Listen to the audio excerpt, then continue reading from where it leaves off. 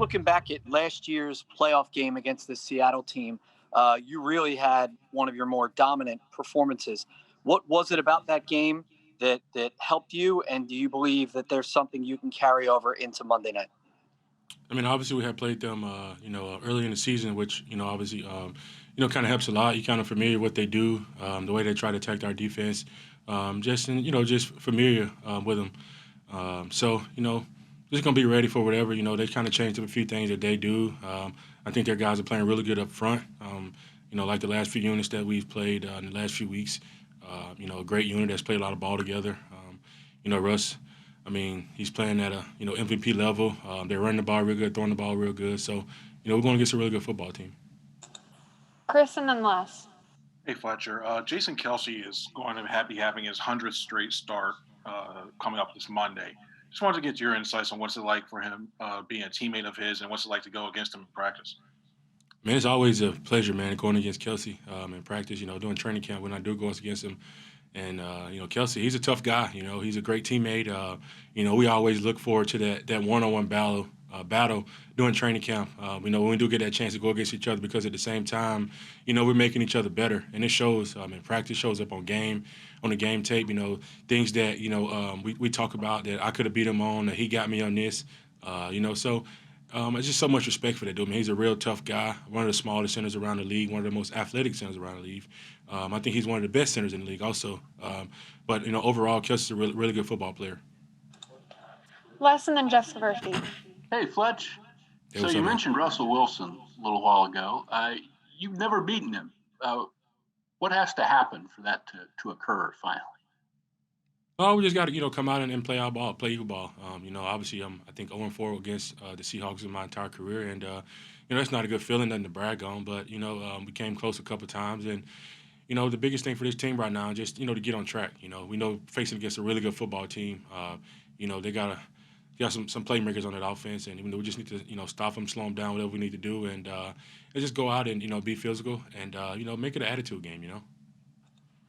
Jeff and then Kristen. Hey, what's up, Fletch? Kind of feeding off the last thing you said there, kind of making an attitude game. How much this week does it kind of come back in your minds what happened in that playoff game? I know that's a game that you guys felt that, you could have won. It was right there for the taking. Carson gets knocked out of it. Does that come up kind of in conversation this week? Do you guys think about it? Do you personally think about it? And in a sense, use that as motivation to try to beat this team this go around? I think the biggest thing for us is we need to be our own motivation. We have to motivate ourselves. We can't, take what happened last year, try to use it as some type of motivation. We got to motivate ourselves. We're 3-6-1, the record, and we just got to get to a point where we have to motivate ourselves and just come out and play a complete game. Play team ball, and it's going to be a real test for us. Early in the game, and they're coming here, they're flying here, and we're back at home, and we got a chance to play against a really good football team, and just go out and just compete. It started today in practice, guys flying around, and alignment assignment football. We just got to keep that momentum, keep that energy on until the rest of the week's practice, and get ready to prepare for a national game. Thanks, man. Kristen and then Bo. Hey, Fletch. Doug also mentioned another challenge this week is going to be making sure that guys are bought in the face of adversity and aren't kind of like mentally checking out because you guys are 3-6-1. Where does the accountability come from with you as a leader to make sure that everyone is still fighting the good fight here at this point of the season? The first things first is, hold myself accountable, which I do at a really high expectation of myself. I'm very hard on myself. And just continue to be the leader that I am. Grab a guy here, grab a guy there, kind of give him a few words and just let him know. It's a team sport. So, everybody's just got to stick together and not kind of check out because we're 3-6-1, but, we're still number one in this division. And, everything we want, everything we need to do is right in front of us. And it's going to start on Monday night against a really good football team. Go ahead, Bo. Fletch, just in terms of what you just said, holding yourself accountable, what are the things that you can do better yourself?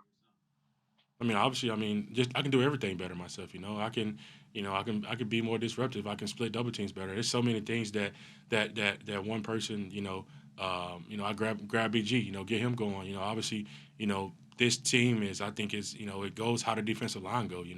This defense goes how the defensive line go.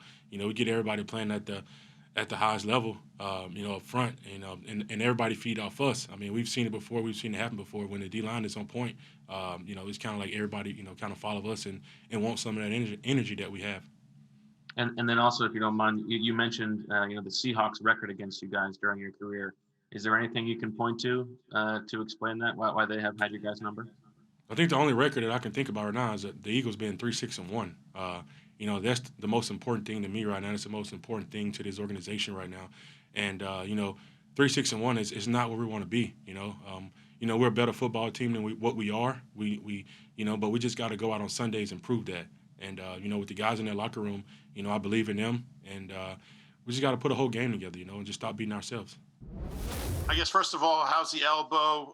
You didn't look real happy at the end of the second quarter there Sunday. Are you able to lift? Are you able to? Sounds like you'll be able to play. How are you doing? Doing good. It's responded well. Obviously, it was pretty swollen on Monday after the game, but I'll be ready to go this week. And it's feeling surprisingly really good. Over the last couple of days, the swelling's gone down. The trainer's done a good job of kind of pushing the stiffness out of it and all that. So I feel good. Chris and then Dave. Hey, Jason, you're about to make your 100th straight start on Monday night. First off, what does that mean to you personally? Has there been any other time during that streak where you thought, hey, you know what, I'm not going to be able to suit up? I don't know that it means, much. I don't know. I don't think that a number means much. I mean, I think it's, you just try and be available and do your job. And I've been fortunate to be able to do that. I think obviously injury rates in this league are pretty substantial. And, I've been pretty lucky, all things considered, to not have injuries over those course of the 100 games that would sit me down. But, I think that, a lot of it's just, pretty good fortune. And, I'm happy that I've been able to do it. Dave and then Bo. Hey, Jason. In a situation like this where there's so much outside criticism pointed directly at the quarterback, how do you and the rest of the players on the offense handle a situation like that? I mean, you for the most part, you just try and do your job. I mean, all you can do is go out there and do what's asked of you and try and support your teammates. Be a good person, be a good human being, and a good member of the organization and team. I think that everybody's just trying to do their part just a little bit better. That's all you can do in situations like this. Carson takes the brunt of it because he's the main guy, the main position that, determines wins and losses. He's an incredible teammate. He's an incredible person, works his tail off, fights with everything he has. And obviously the season hasn't gone the way he would want or the way any of us would want it up to this point. You just try and, keep, hanging in there together and fighting and trying to figure things out. That's all you can do. Bo and then Jamie.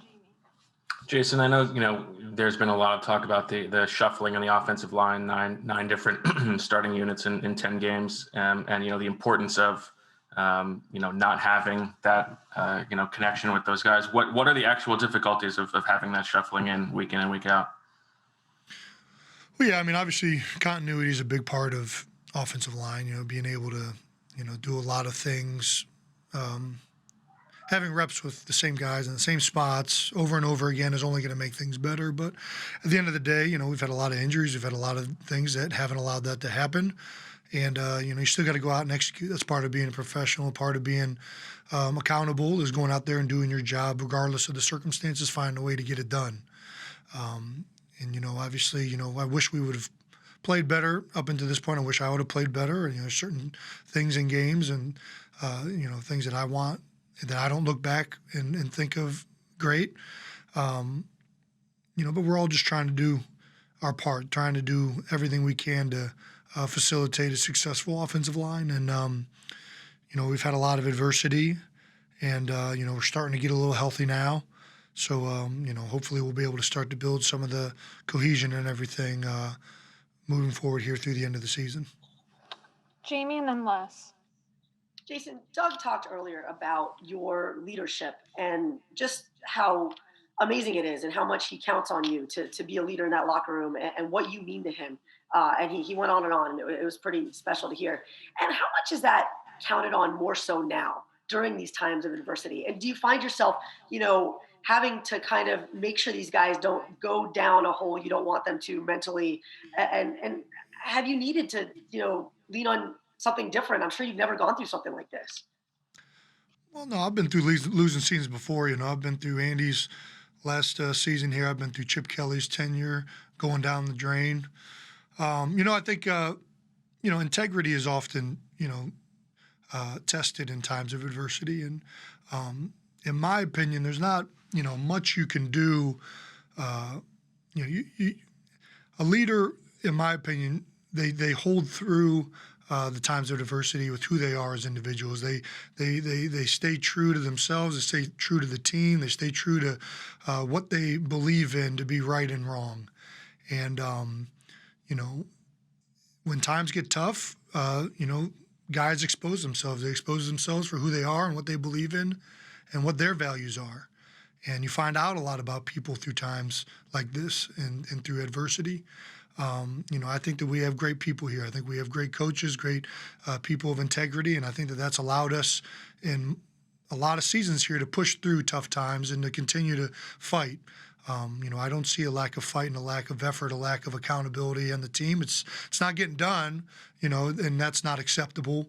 But that's kind of my job. My job is to stay true to all that, so that young guys, people in this building that are looking for guidance, and people, even outside of this building that are looking at me as a role model, young people or whoever, see that and they say, that's the right way to do things. That's the way that it should be done.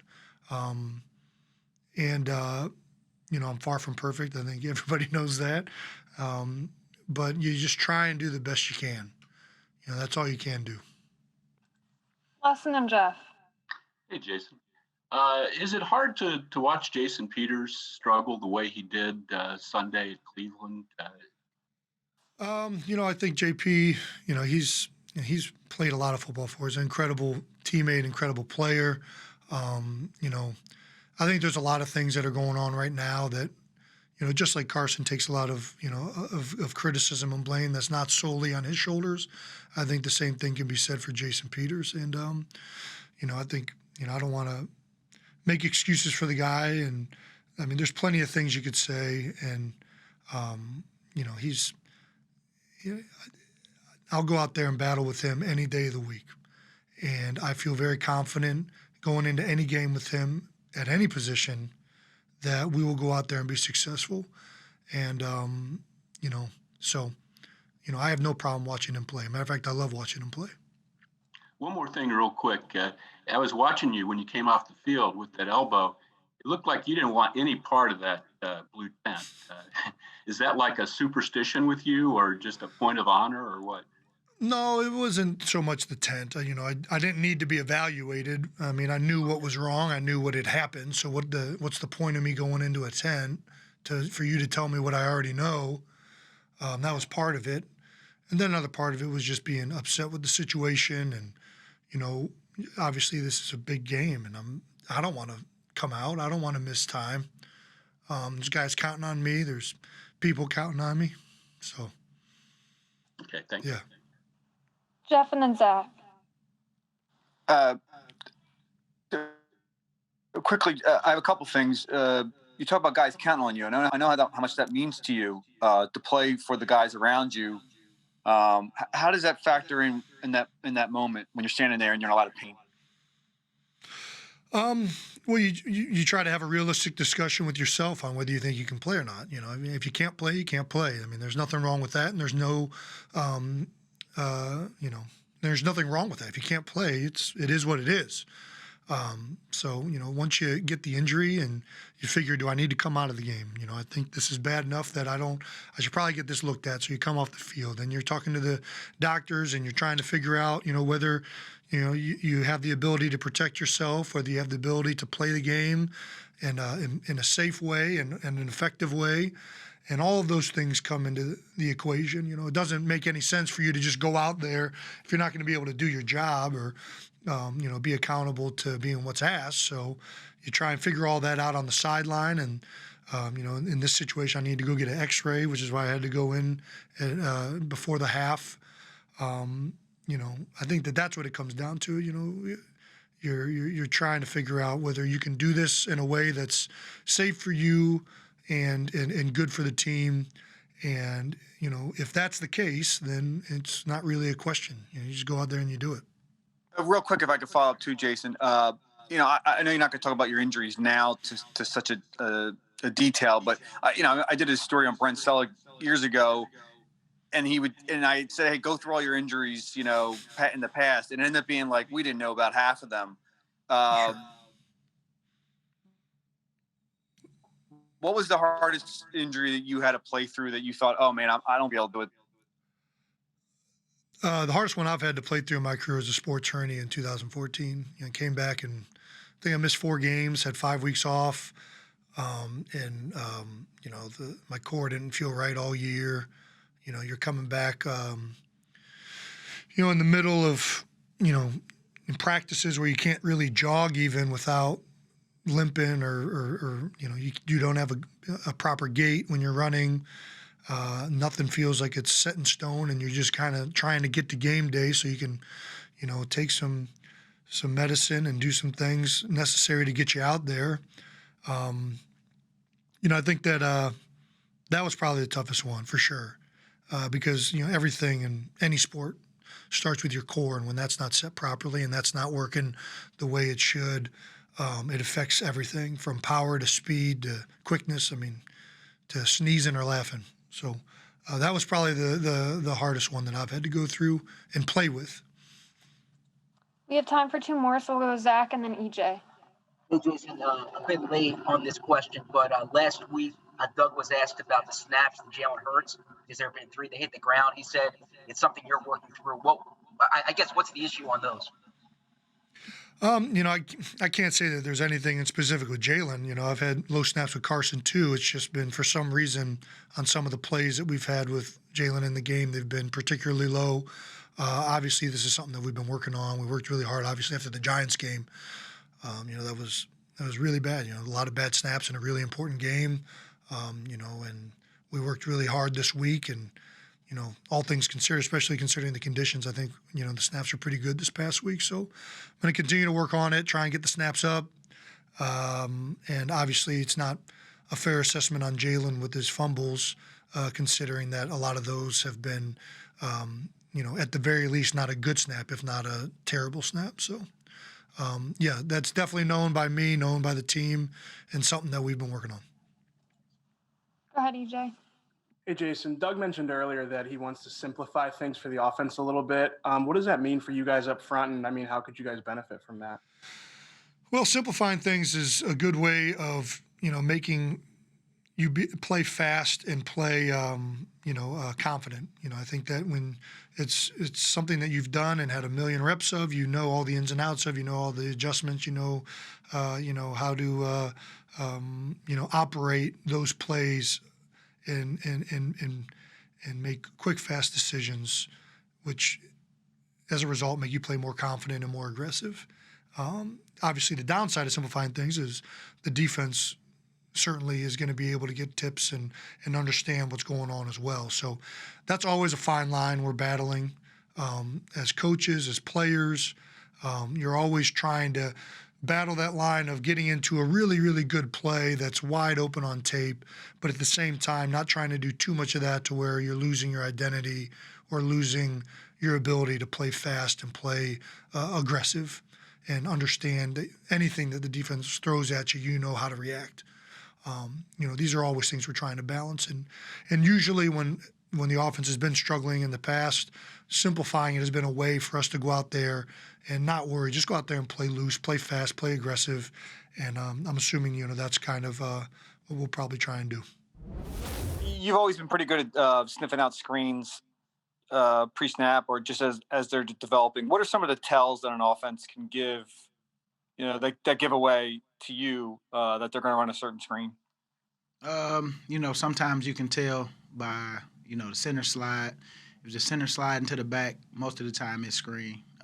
Or, like in my case, if the tackle kind of oversets me and invites me inside, you got to wonder, why is he doing that? Because he's never on my outside shoulder. So it's just a feel. It's a good feel that we kind of go through in practice because we run screens too here. So whenever I see Lane kind of oversetting me, I kind of understand I got to retrace and start running. Steve and then Zach. Hey, BG. Russell Wilson, at this point in his career, is he still as athletic as he's been in the past, still as much of a threat to take off and run? Oh, yeah. When we look at a long run he had last time we played him last year, we know that he can take off, especially if you give him that. He's a quarterback who takes what you give him, and so if you feel you're playing man and you got your backs turned to him, if he can get away and get some yards, he's definitely going to do that. But he's mostly looking downfield on his scrambles, really good. His arm strength, of course. He's top 5 quarterback in the league. And this guy is, he can beat you with his legs and his arm, and he got some great receivers to get it to. Zach and then Martin. Hey, Brandon, a bit off topic here, but I'm asking for a story I'm working on. I know you were close with Marcus Smith when he was here, and you've seen how he's come forward in retirement about the mental health and depression issues he was dealing with as a player. What stood out to you about him during his time here, and what do you think of what he's doing now to bring awareness to those issues? What I love the most about Marcus, he was just technically sound. Like, he was really good with his hips. You can see why, we drafted him. It just sucks sometimes that, you don't get the success right away that that you work so hard to get. But I do know that Marcus has confided in me when he was here, just talking to me, about keeping his mind, clear of all the stuff that, first rounders kind of go through, especially if you don't get success early on. And, I always try to make sure that I, talk to him. And, I know he was going through depression when he left here, and then stuff started to build up even more because, you start playing in Seattle and then you have a little success and then injury or something happened where you just couldn't. I know with his case, he took a year off really because he, was going through a lot of stuff that, he was going through. But I love that he's able to talk about it because that's the first step in getting it out. And now just accepting that, a lot of guys go through it because you're not trying to hide it and be too tough. And that's what I can take my hat off to him for because a lot of guys on his team, me included, we all go through our days, have our days, but some people stay there and some people get it out. Everybody deal with it differently, but I'm happy that he's gaining awareness, and putting it out there for other people to kind of start accepting. Thank you. Martin and then Bo. Hey, Brandon. You go against your offensive line pretty much every day in practice and everything. What's it like, with them not having the continuity that they've had all year long? I mean, you look at guys like, Lane and JP have been in and out of the lineup. Kelce is pretty much playing with a hurt elbow and stuff. I mean, how much respect do you have for that? And also, how tough do you think it is, from their perspective to not have that continuity?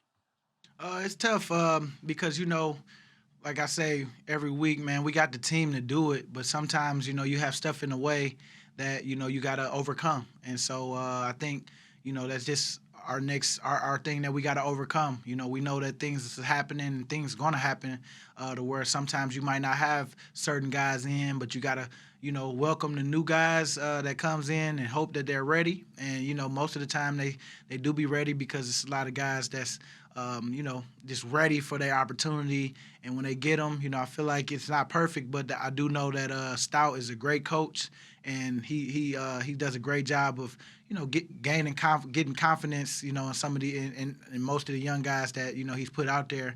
And all we got to do is keep just staying healthy, getting as healthy as we can, and just rolling with whatever comes our way. I think that's one thing I can say. We got a lot of guys on this team that won that championship and knows what it takes. And sometimes you got to kind of resort back to those those old habits that you used to you know what I'm saying, stand by sometimes, you know, them standards that you hold yourself accountable and just keep on going, especially when stuff started to happen the way it's been happening for us. You got to kind of resort back to all your you know, stuff that got you to this point, your technique and your effort.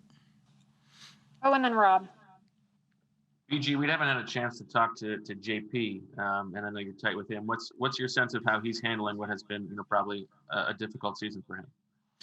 For JP, you know, one thing I could say about JP, he's on to the next opponent. You know, he understands he had a bad game. He's talked about it, and you know, he said, you know, if anything, it lit a fire up under him to make sure that don't happen again. Because the JP I know, man, just seeing him when I first got here, blocking 3 or 4 people in a play. I mean, man, JP has been great, you know, and we all have our days, especially as we're getting older, where, you know, certain things don't come as easy as it used to.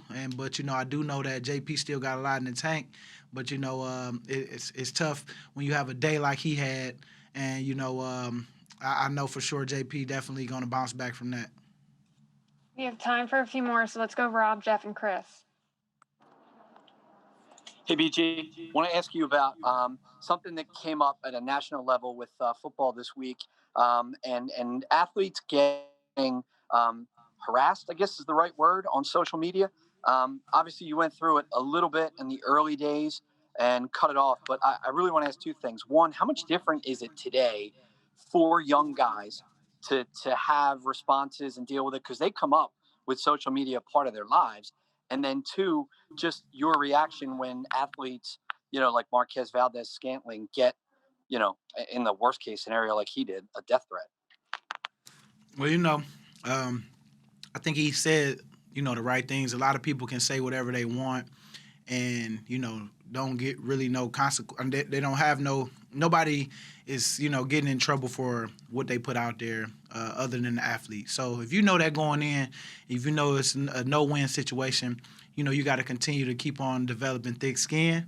That's number one. That's one thing, you know, that helped me, because once I responded and started to see like how all these other people started getting encouraged now because they know they can get a response out of me. And then on top of that, some people just like, oh man, I got a response out of Brandon, you know, and it ain't even that serious, like whatever the comment was. So, you know, when you go into it knowing that people just gonna say whatever because they just want to get a response and see what you're gonna say, and you know, try to get something in the media to get something started so they can tell their family, oh man, you see me, I got him to do this. You know, once you kind of go in, you get your mind into that mode to know that, you know, these people, you know, they ain't got nothing else to do. They just want to be on there and troll you. You know, eventually, if you know, a lot of people got issues out here in this world, and so they feel that they can say whatever on here and they don't get no consequences. You just got to put that in your mind. But it is tough, though, when you get in death threats. Now, that's a different story. Now it's like I don't take those lightly, and, you know, we gotta get that handled if we can, you know. But I do know that social media is big nowadays, but you gotta know that what you're dealing with and what you're up against, and I think that's always half the battle. We'll wrap it up with Jeff Skaversky and Chris. Hey, what's up, Brandon? Hope all's well. When you see Carson struggling the way he's been struggling and the offense has been struggling, how much more do you kind of put it on yourself as a defensive line unit to say, you know what, we need to step up our game and maybe win this game defensively? That's every game. We always know that it starts with us up front. If we stop the run, we'll be in good shape on defense, and obviously on offense, you know, you got to get the running game going. But you know, we always had that mentality as D-line. Hey, we the engine starters. We got to make sure that we go out there and get a turnover for the defense. You know, if we making plays, everybody kind of, you know, feeds off us. And so me and Fletch always talking about that, and you know, Hargrave and those guys, we always talking about just, you know, getting who's going to be the first one to get us started. And so Fletch last game got the strip sack. man, got us on the board the next play, and man, it was just like little stuff like that. That's what we talk about, get that turnover so we can put the offense in a great position, and I think we did that for the most part. But we don't always capitalize, and that's what we're working on to try to do, because it's moments in every game that we done had where we could have took over and we just didn't do that at the right time. And so I think that we just got to continue to stay focused on what we do and make sure that we don't slack off just because of how things are going up front as a D-line. So we always have that mentality, and it's even more now only because we know that people are some people can get down because of what's going on right now or what people saying, and we're trying to block out the noise too. But winning definitely will help all of that. Can I just follow up real quickly? Kind of talk about that, kind of getting the Russell Wilson. He has the second most sacks. You can get to him. So what is the key to beating him? You just got to stop their run. You got to make sure you don't let them control the clock, and make sure that you be penalty free. Don't get Russell any more opportunities than than he's going to get. You know what I'm saying? And so I think that we just got to make sure that we rush as a cohesively, together, and make sure that we, you got to rally to him. You got to stay, keep your foot on the gas with him. You can't you got to get numbers to the ball with him and make sure you stay in coverage, because obviously he likes to scramble around, and they kind of got this connection with the receiver and the quarterback. They kind of know when you start running this way, which way to go, what you do, So you just got to make sure you get him off his rhythm, and stay in coverage, and make sure we rallying to the quarterback as he's rolling out, because you're never out of the rush. Thanks. Last one here with Chris. Hey, Brandon, you've been teammates with Jason Kelce for a long time now. What's he's been like as a leader? And second, is there any interactions where early on you knew, like, hey, this guy was going to be good? Oh yeah, I knew that. The way he comes in, he's cool, but he's out here working hard every day. He's aggressive. He got aggression every day. He's mad one minute, then he's happy. He's up and down. But what I love, he's always got that edge when he's on that field. Obviously, you see in his play, he's great in space. He be out there. Whew, man, some of the plays he done made, man, I'm amazed just how. He just can take out 3 or 4 guys, just on the screen. And, that's when I knew he was going to be good. When you see him, how he gets out on the screen and gets after people, man, you don't want to be on the other end of Jason Kelce when he's out there in space.